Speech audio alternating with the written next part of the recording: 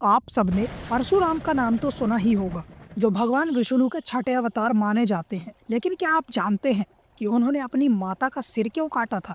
यह घटना हमारे धर्म ग्रंथों में वर्णित है और बड़ी ही रोचक और विचित्र है। आइए मैं आपको विस्तार से यह कथा सुनाता हूँ। बहुत समय पहले की बात है। महर्षि जमदग्नि एक महान ऋषि थे और उनकी पत्नी रेणुका माता एक अत्यंत पतिव्रता और तपस्विनी थी। उनका जीवन तप और धर्म के नियम को पालन करते हुए बीत रहा था। रेणुका माता रोज गंगा नदी पर जाती, वहां से पानी लाकर अपने पति के यज्ञ और अन्य कार्यों के लिए इस्तेमाल करती। एक दिन ऐसा हुआ कि रेणुका माता गंगा किनारे पहुंची। वहां उन्होंने गंधर्व राज चित्ररथ को जल क्रीड़ा करते देखा। वह अपने अप्सराओं के साथ जल में क्रीड़ा कर रहे थे। रेणुका माता ने उन्हें देखा और एक पल के लिए उनकी साधना भंग हो गई।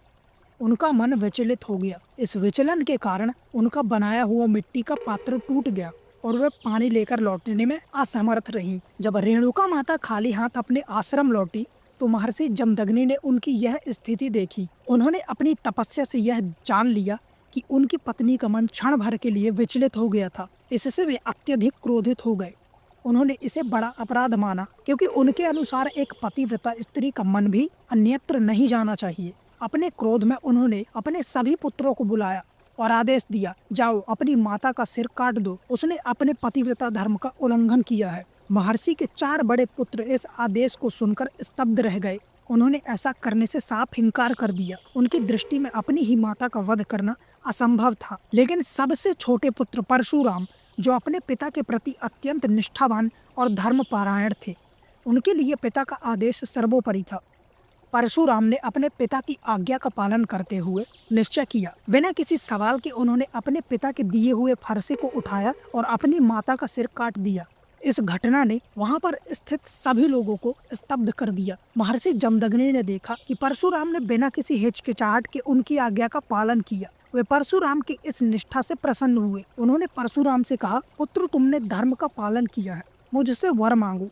परशुराम ने हाथ जोड़कर कहा, पिताजी, मेरी यही प्रार्थना है कि आप मेरी माता को पुनर्जीवित कर दें और उन्हें उनके पूर्व स्वरूप में वापस ले आएं। महर्षि ने अपनी तपस्या के बल पर रेणुका माता को पुनः जीवित कर दिया। माता उसी क्षण फिर से जीवित हो उठी, मानो कुछ हुआ ही ना हो। इस घटना के बाद परशुराम का नाम पूरी सृष्टि में गूंजने लगा।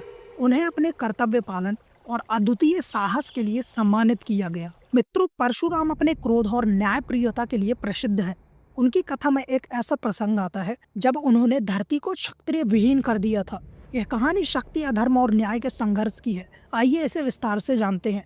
कार्तवीर अर्जुन, जो एक शक्तिशाली और अहंकारी क्षत्रिय राजा था, उसने अपने साम्राज्य में भारी अत्याचार किए। एक दिन उसने महर्षि जमदग्नि के आश्रम में आकर छल से उनकी गाय कामधेनु छीन ली। यह गाय ऋषि के यज्ञ और तप का आधार थी। कार्तवीर अर्जुन के इस अधर्म ने परशुराम के क्रोध को भड़का दिया। कार्तवीर अर्जुन की सेना ने महर्षि जमदग्नि पर हमला किया और उनकी हत्या कर दी। जब परशुराम यह सुनकर लौटे तो उन्होंने अपनी माता रेणुका से यह घटना का विवरण सुना। अपने पिता की हत्या और अधर्म को देखकर परशुराम ने प्रतिज्ञा ली कि वह धरती को अत्याचारी क्षत्रियों से मुक्त करेंगे। परशुराम ने सबसे पहले कार्तवीर अर्जुन को युद्ध में हराया और उसका वध कर दिया। इसके बाद उन्होंने पूरी पृथ्वी पर फैले अन्य अत्याचारी क्षत्रिय राजाओं को समाप्त करने का प्रण लिया। पौराणिक कथा के अनुसार परशुराम ने 21 बार पृथ्वी को क्षत्रिय विहीन किया। उन्होंने हर उस राजा और क्षत्रिय का वध किया जो अधर्म और अत्याचार में लिप्त था। हर बार जब क्षत्रियों की नई पीढ़ी उत्पन्न होती, परशुराम उसे समाप्त कर देते। इस प्रकार उन्होंने 21 बार धरती से अत्याचारी क्षत्रियों का नाश किया। उनका यह संहार सिर्फ प्रतिशोध नहीं था, बल्कि अधर्म को समाप्त कर धर्म की स्थापना करने का एक तरीका भी था। जब परशुराम का क्रोध शांत हुआ तो उन्होंने अपनी तपस्या और युद्ध से अर्जित भूमि को ऋषि मुनियों को दान कर दिया। उन्होंने यह सुनिश्चित किया कि धर्म और न्याय का पालन हो। इसके बाद परशुराम ने तपस्या का जीवन अपनाया और अपने शेष जीवन में आध्यात्मिक साधना की। तो मित्रों, देखते रहिए मिस्टिक चैप्टर्स। अगर आपको ऐसी ही स्टोरीज सुनना पसंद है तो हमारे चैनल को सब्सक्राइब कीजिए, वीडियो को लाइक कीजिए और हाँ, शेयर जरूर कीजिए।